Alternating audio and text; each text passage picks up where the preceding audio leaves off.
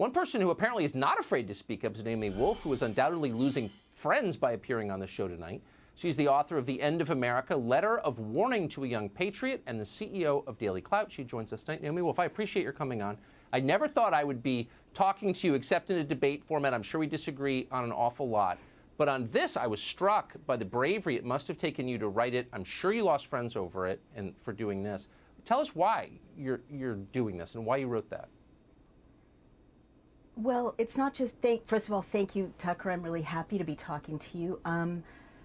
It's not just that one tweet. I've been writing pretty much every day for months and months about what I see as the terrible crisis that we're in, that we have to recognize under the guise of a real medical pandemic.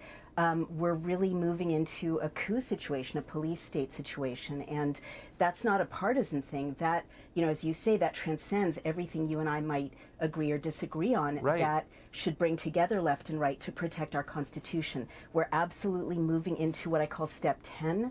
I wrote a book in which I pointed out there were 10 steps that would-be tyrants always take when they want to close down a democracy. Whether they're on the left or the right, they always do the same 10 things. And now we're at something I never thought I'd see in my lifetime. You described it really, really well. It is step 10, and that's the suspension of the rule of law.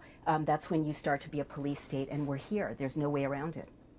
I'm so embarrassed, and it's another example, there are a million of them, of why partisanship is stupid, and it makes you stupid. And I guess I just assumed that we wouldn't agree on stuff, so I didn't read your tweets, and I obviously should have been, and I missed a lot. And so, again, it's nice to remember you should treat people as individuals rather than as stand-ins for whole political parties. You have been predicting this for a long time, you just said. Why don't you think others aren't seeing this? Well, unfortunately, a lot of people are seeing it, but we're not unified, and as you pointed out, we're a very divided country for a lot of cynical reasons. I'm in touch with many patriots from all backgrounds and all walks of life who are horrified. I interviewed, for instance, Moms for Liberty, a group of conservative moms in Florida who are mobilizing to try to get schools open. They're so worried about what's happening to their kids. And I talked to Mom Jen Say, a famous gymnast and activist in San Francisco on the left, who's also a mom who's horrified. I've interviewed doctors, I've interviewed, ordinary people, restaurant owners from all walks of life who are absolutely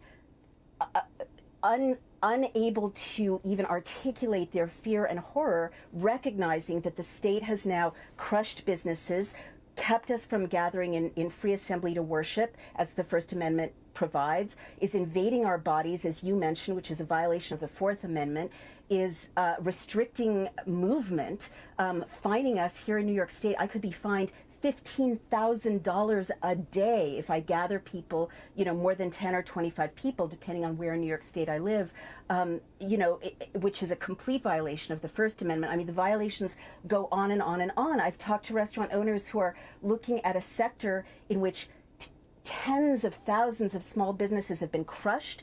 And why were they crushed? Not because of pandemic forced them to. There is no real science underlying a lot of these closures. It's because autocratic tyrants at the state and now the national level are creating a kind of merger of corporate power and government power, which is really characteristic of Italian fascism in the 1920s.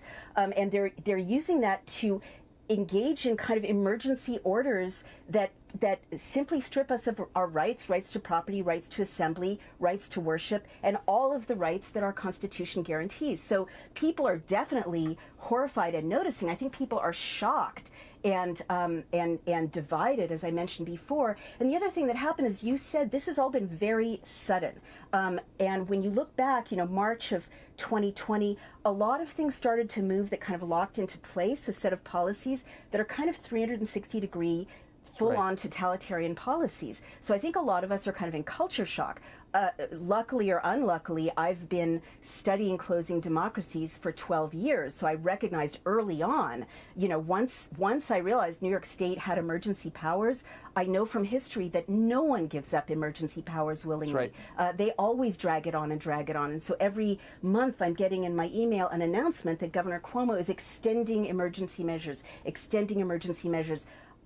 only from studying history do I know how predictable it is when you start to have elected officials say, we are not going to follow the Constitution because there's a pandemic. And I just want to say lastly, and then I promise I'll stop, nowhere in the Constitution does it say all this can be suspended if there's a bad disease. We have lived through typhus, cholera, smallpox, HIV, tuberculosis, polio, the Spanish flu.